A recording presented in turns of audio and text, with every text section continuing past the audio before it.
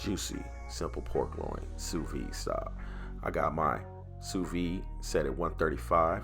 Get your pork loins laid out. These things are cheap, but they're ready to go. We got some simple seasonings like salt, pepper, garlic. We're gonna get that all put on there on both sides. Put how much you want on there, it doesn't matter. Then we're gonna go with the Meatchurch Holy Voodoo.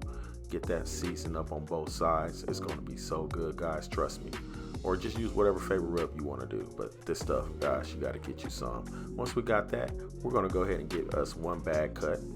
Then we're gonna have our thyme, butter, and garlic put up in the bag. Now it's ready to drop. Get that baby in there, close your lid, and let that baby take a bath. Time we're going for, anywhere from 2 to 4 hours, but I'm going with 2.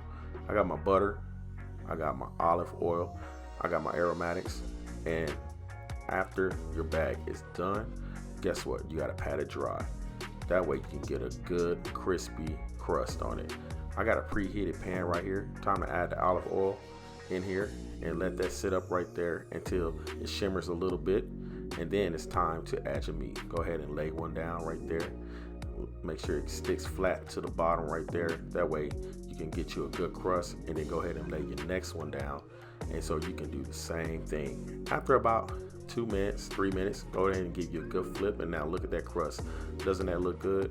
Get your other one flipped. Let's see what this baby looks like. Boom. 2 or 3 minutes gone by. Add your butter. Add your thyme. Add your garlic in there. You gotta add your garlic.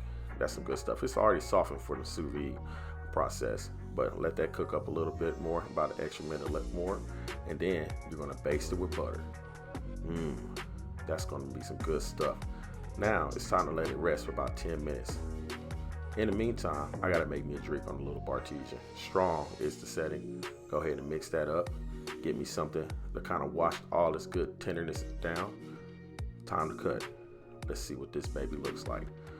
Perfect. I typically let it come up to 140. That's the ideal temp. Time to taste it. Don't be jealous. That's some good stuff.